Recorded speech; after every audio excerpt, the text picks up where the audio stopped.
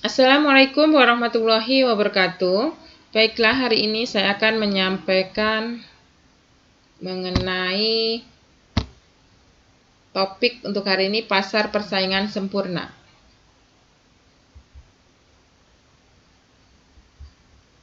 Sebelum mempelajari teori pasar tersebut, perlu dipahami tentang pasar dari sudut pandang rumah tangga atau konsumen dan pasar dari sudut pandang perusahaan atau produsen.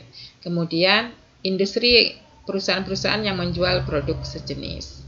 Pengertian pasar. Pasar adalah suatu tempat atau proses interaksi antara permintaan atau pembeli dan penawaran atau penjual dari suatu barang atau jasa tertentu, sehingga akhirnya dapat menetapkan harga keseimbangan, harga pasar, dan jumlah yang diperdagangkan. Aktivitas usaha yang diperlakukan di pasar pada dasarnya akan melibatkan dua subjek pokok, yaitu produsen dan konsumen.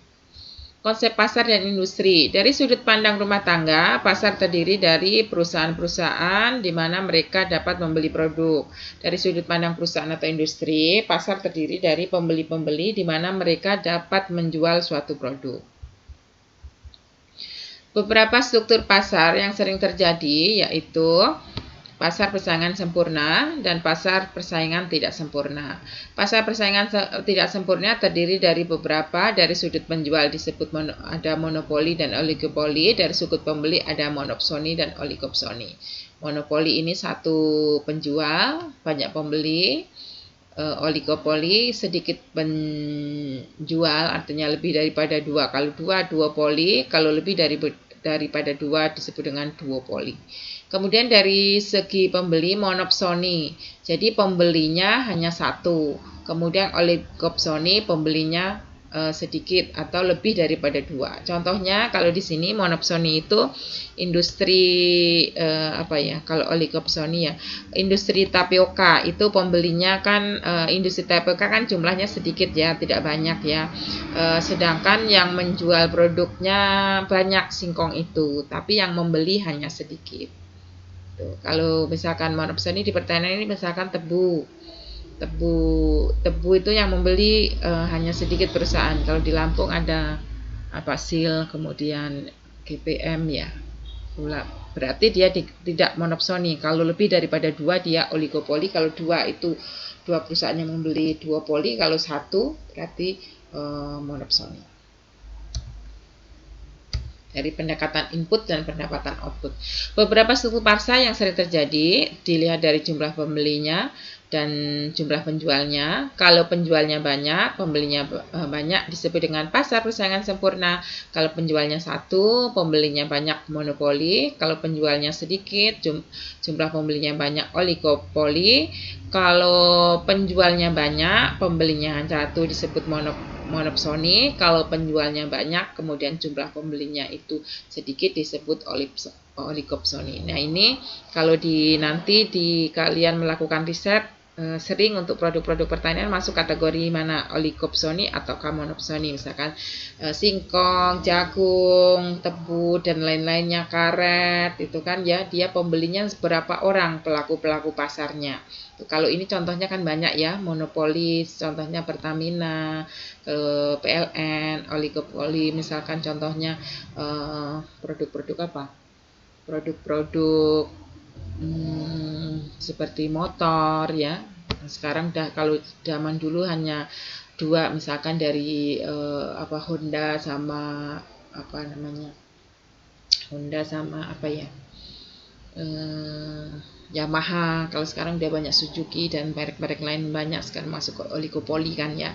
Itu. Definisi pasar persaingan sempurna yaitu struktur pasar dan industri di mana terdapat banyak penjual dan pembeli dan setiap penjual dan pembeli tidak dapat mempengaruhi keadaan pasar. Ciri-cirinya yaitu pertama, perusahaan berperilaku sebagai penerima harga atau price taker. Kemudian yang kedua, perusahaan mudah keluar atau masuk pasar atau freedom of entry of exit. Kemudian yang ketiga, menghasilkan barang yang serupa atau homogenus. Kemudian terdapat banyak perusahaan di pasar. Kemudian pembeli mempunyai pengetahuan yang sempurna tentang pasar. Nah, ciri-ciri ini nanti bisa dibuktikan dengan menggunakan grafik maupun menggunakan tabulasi. Permintaan dan penerimaan total atau TR di pasar persaingan sempurna. Untuk menganalisis perusahaan dalam memaksimalkan keuntungan itu sama, yaitu kita harus pahami terlebih dahulu mengenai total cost, TC atau TC, dan TR atau total revenue. Kalau TC itu kan penjumlahan dari TVC dan TFC. Kemudian TR itu hasil kali antara price dengan quantity. Kemudian yang kedua, untuk menganalisis untuk kedua pasar hal tersebut yang membedakan dari segi bentuk permintaannya. Nah, ini di pasar persaingan sempurna, bentuk permintaannya dia berbentuk horizontal ya, elastis sempurna. Ini di materi sebelumnya sudah kita pelajari. Ini pasar elastisitas ini direfleksikan dari pertemuan antara supply dan demand. Artinya di sini tadi salah satu ciri pasar persaingan sempurna yaitu penerima harga. Jadi berapapun jumlah yang dijual oleh pelaku usaha itu tidak berpengaruh terhadap harga. Jadi dia hanya menerima harga pasar ini. Jadi ada supply, ada demand, ini permintaan pasar ya.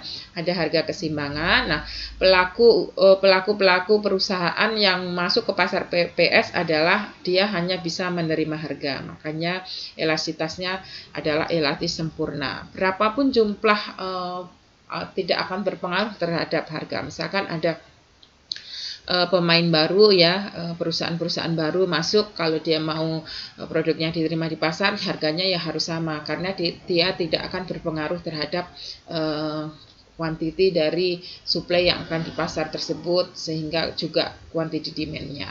Jadi dia penerima harga, price taker. Bentuknya ini refleksi dari interaksi supply dan demand. Kemudian pasar persaingan sempurna itu price itu sama dengan AR sama dengan MR sama dengan D.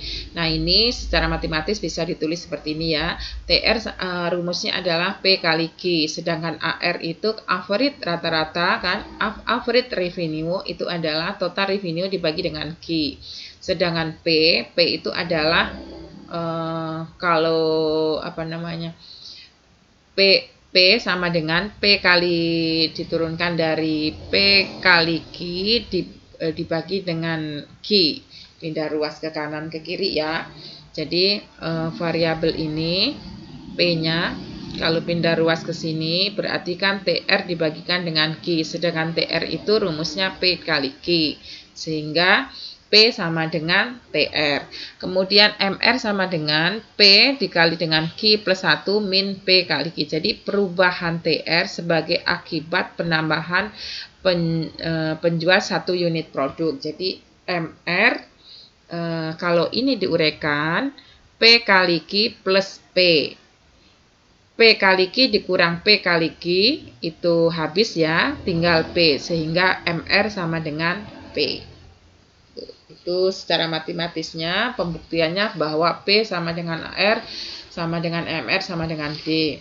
Kemudian secara tabulasi bisa kita lihat seperti ini. Misalkan P sama dengan AR sama dengan MR, Q-nya itu misalkan 10 yang dijual ya, kemudian 11, 12, 13, kemudian P-nya karena P dia penerima harga sehingga berapapun jumlah yang kita jual itu harganya sama, yaitu 3, 10, 3, 11, 3, 12, 3, 13, 3. Kemudian TR itu hasil kali antara P kali Q, 10 kali 3, 11 kali 3, 12 kali 3, kemudian 13 kali 3.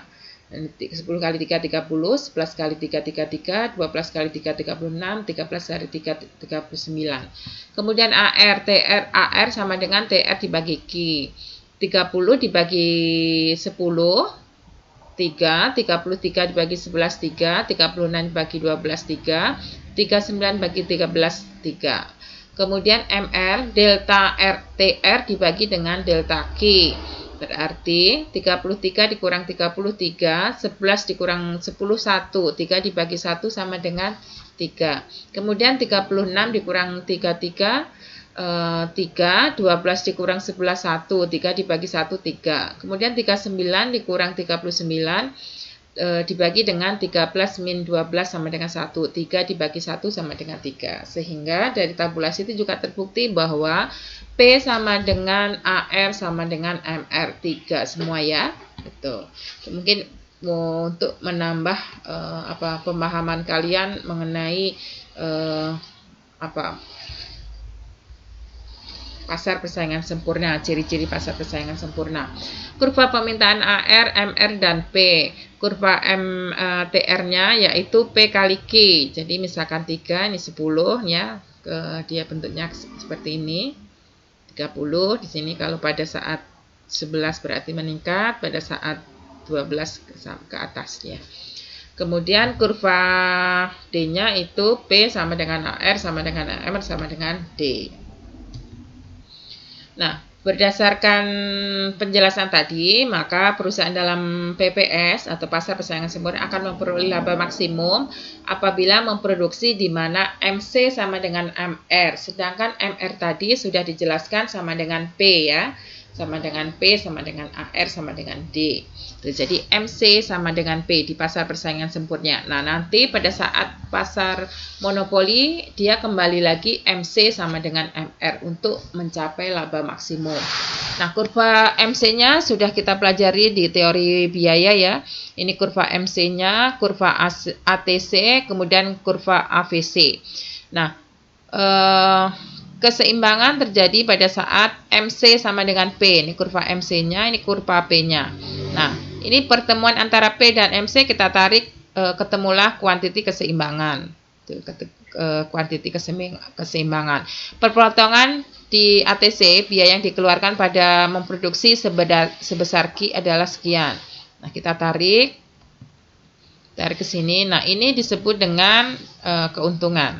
Nih, jadi pada saat P lebih besar daripada ATC. Nah, ini kan ATC ya. Ini kita lihat ATC pada saat kuantiti sebesar ini, ATC yang dikeluarkan adalah sekian. Jadi, posisi P itu lebih besar daripada ATC, maka kondisi perusahaan itu mengalami keuntungan. Jadi, kalau misalkan P-nya di bawah ATC, bagaimana? Itu ya, P-nya di bawah ATC, dia kalau masih lebih besar dari AVC, dia masih break even point. Tapi kalau sudah di bawah AVC, P lebih kecil daripada AVC, berarti perusahaan mengalami kerugian. Nah, itu. Jadi kalau misalkan sama dengan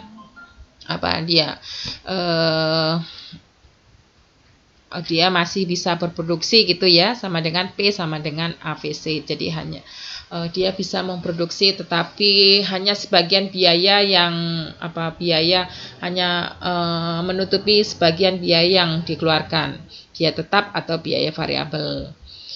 Penentuan harga keseimbangan jangka pendek. Harga keseimbangan dalam PPS ditentukan oleh perpotongan kurva permintaan dan penawaran industri. Harga keseimbangan disebut dengan harga pasar. Kemudian perusahaan sebagai penerima harga menyesuaikan outputnya agar dapat mencapai keuntungan maksimum. Ada 3 kemungkinan posisi atau 4 ya. Ada keseimbangan jangka pendek dalam pasar persaingan sempurna. Kalau P-nya lebih besar daripada ATC, maka perusahaan untung, usaha terus untuk beroperasi atau berproduksi. P sama dengan ATC, maka perusahaan impas atau BEP, usaha boleh melanjutkan, boleh menutup. Jika P lebih kecil dari ATC dan P lebih besar dari AVC, maka perusahaan tersebut masih bisa memproduksi karena dapat menutup sebagian biaya. Kemudian kalau P kurang dari AVC, maka perusahaan rugi dan harus menutup perusahaan tersebut. Contoh soal.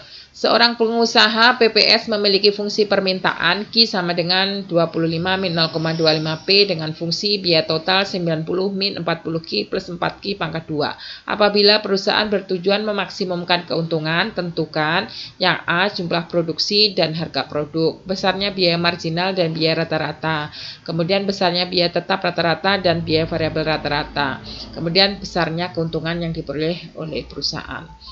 Nah, kita ketahui bahwa tadi salah satu syarat untuk mencapai keseimbangan dalam jangka pendek di pasar persaingan sempurna itu adalah MC sama dengan P. Untuk itu kita cari terlebih dahulu MC. MC itu adalah turunan pertama dari TC. Diferensial TC dibagi dengan diferensial Q sama dengan min 40 plus 8Q. Dengan ini ya 40. Ini duanya dikalikan dengan 4 jadi 8Q ya. Min 40 plus 8Q. Kemudian fungsi permintaannya dirubah menjadi fungsi harga. 25 min 0,25P sama dengan Q. Maka diperoleh P-nya sama dengan 200 min 8Q. Maka MC sama dengan P. Min 40 plus 8Q sama dengan 200 min 8. Maka diperoleh Q-nya. Ini pindah ruas kanan kiri ya. 8Q ini pindah ruas ke kiri jadi plus 8Q 200 ini 40 pindah ruas ke kanan jadi positif jadi 20 jadi 16Q plus 260 Q sama dengan 15. Nah setelah kita ketahui Q-nya masukkan ke rumus P-nya. Q-nya masukkan ke rumus Q. P sama dengan 200 min 8Q. P sama dengan 200 min 8 kali 15. Q-nya kan 15 ya. Maka diperoleh 200 min 120 P sama dengan 80. Kemudian MC-nya berapa? MC-nya Q yang kita peroleh tadi masukkan ke rumus MC-nya. MC-nya sudah kita ketahui ini tadi ya. MC sama dengan min 40 plus 8Q. MC sama dengan min 40 plus 8 kali 15. Maka min 40 plus 20 MC sama dengan 80. Nah untuk mencari ATC-nya ini kalian kerjakan sendiri nanti di rumah.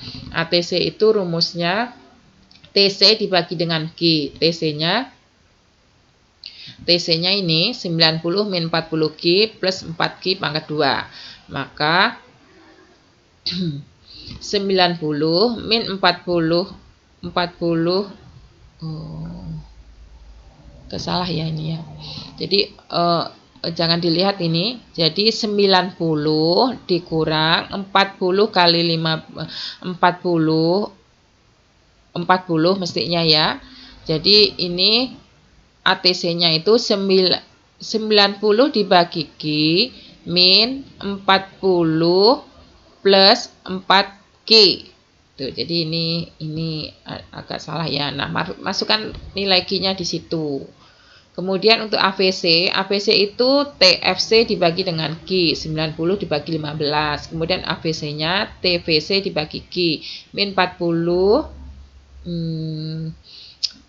Ini agak berubah ya, salah. Iya benar. Min 40. Harusnya min 40 plus 40 kali 15 itu. Keuntungan TR min TC. TR itu P kali Q min TC. Jadi ini yang ini ya. Ibu ralat TVC itu min 40 plus 4Q. Jadi min 40Q dibagi Q min 40 plus 4Q. Ibu rubah aja nanti. Jadi ini 90 dibagi 15 min 40 plus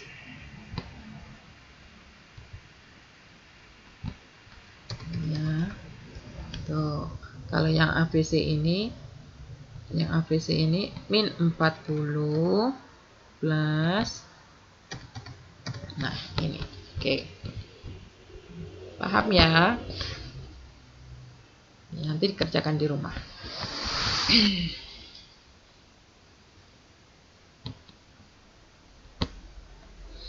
Nah, itu saja. Ini ada tugas di buku panduan praktikum bisa kalian lihat. Nah, untuk itu paparan untuk materi pasar persaingan sempurna saya cukupkan sekian. Saya akhiri. Wassalamualaikum warahmatullahi wabarakatuh.